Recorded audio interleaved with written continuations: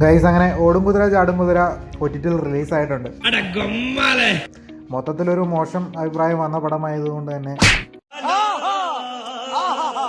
കാണണോ വേണ്ടയോ എന്നുള്ള ചിന്തയിലിരിക്കുമ്പോഴാണ് അൽത്താഫിൻ്റെ പടമാണല്ലോ എന്നാൽ അൽത്താഫിലുള്ള ഒരു പ്രതീക്ഷയിൽ ഞാൻ ഈ പടം കാണാൻ തീരുമാനിച്ചത്. പടത്തിനെക്കുറിച്ച് ഉള്ളൊരു അഭിപ്രായം പറയാൻ പറഞ്ഞു കഴിഞ്ഞാൽ ശരാശരിയിൽ താഴെയാണ്.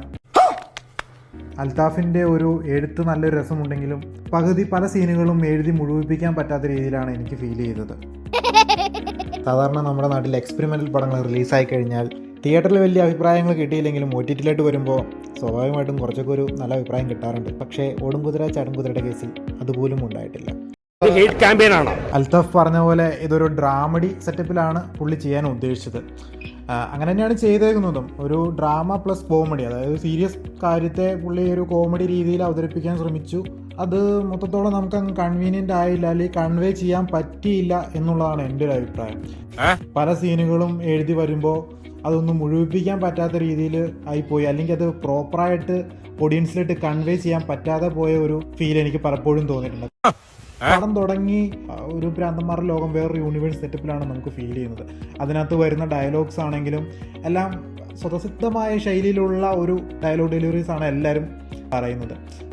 വളരെ മിനിമലായിട്ടുള്ള വേർഡ്സിൽ ഒരു comedy, over the top comedy, അങ്ങനത്തെ ഒരു സംഭവം വളരെ നാച്ചുറലായിട്ട് എന്നാൽ നല്ലൊരു കോമഡി ആയിട്ട് നമുക്കത് പലപ്പോഴും ഫീൽ ചെയ്യും.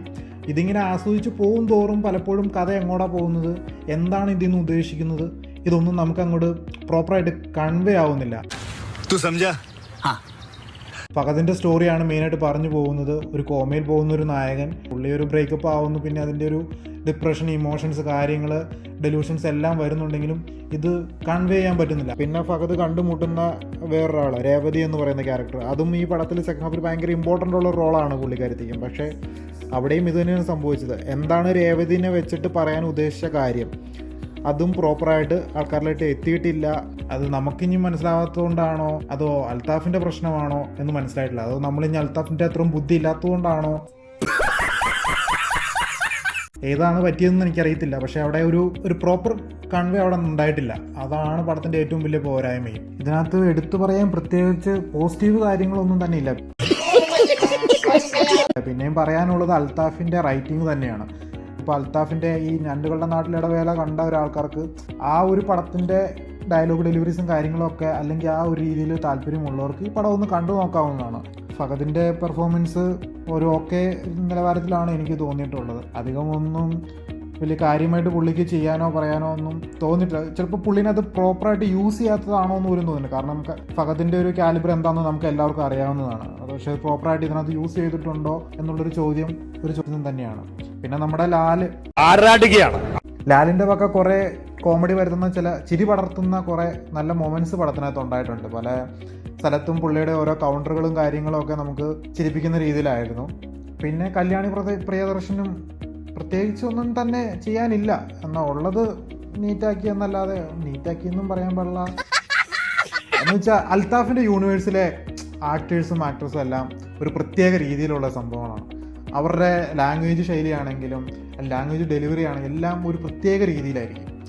അപ്പോൾ അത് അത്ര വളരെ മികച്ചതാക്കി എന്ന് പറയാൻ പറ്റും അൽത്താഫിൻ്റെ രീതി. പടം കണ്ടതൊക്കെ എന്തായാലും ഞാൻ ഈ പറയുന്ന കാര്യം മനസ്സിലായിട്ടുണ്ടാവും. അവരുടെ അഭിനയം എന്നൊക്കെ പറയുന്നത്, ഡയലോഗ് ഡെലിവറിയൊക്കെ അതേ ഒരു രീതിയിലാണ് പോകുന്നത്. ഇപ്പോൾ നിങ്ങൾ പടം കണ്ടു തുടങ്ങി ഒരു 10 മിനിറ്റ് കഴിയുമ്പോൾ നിങ്ങൾക്കും മനസ്സിലാവും ഇതിൻ്റെ പടത്തിൻ്റെ ഒരു പോക്ക് എങ്ങനെയാണെന്നുള്ളത്.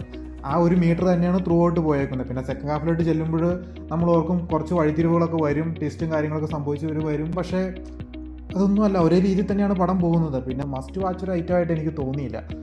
ഇനിയിപ്പോൾ പറയുന്ന പോലെ ഒരു 10 കൊല്ലം കഴിയുമ്പോൾ കാലത്തിന് മുന്നേ സഞ്ചരിച്ച സിനിമ എന്നൊക്കെ പറഞ്ഞ് അന്നൊക്കെ ഇറക്കി വിടുവോ എന്നറിയാൻ പാടില്ല. ചിലപ്പോൾ അന്നുള്ളവർക്ക് ചിലപ്പോൾ കണക്റ്റ് ആവുമോ അതും അറിയാൻ പറ്റത്തില്ല. അപ്പോൾ എല്ലാവരും താല്പര്യമുള്ളവർ പടം ഒന്ന് കണ്ടു നോക്കുക, എന്നിട്ട് അഭിപ്രായം കമൻറ്റ് ഇടുക. നമുക്ക് സെയിം ഒപ്പീനിയൻ ആണോ അതോ വേറെ വല്ല ഒപ്പീനിയൻ ആണോ എന്നുള്ളതൊക്കെ അറിയാലോ. Thanks for watching.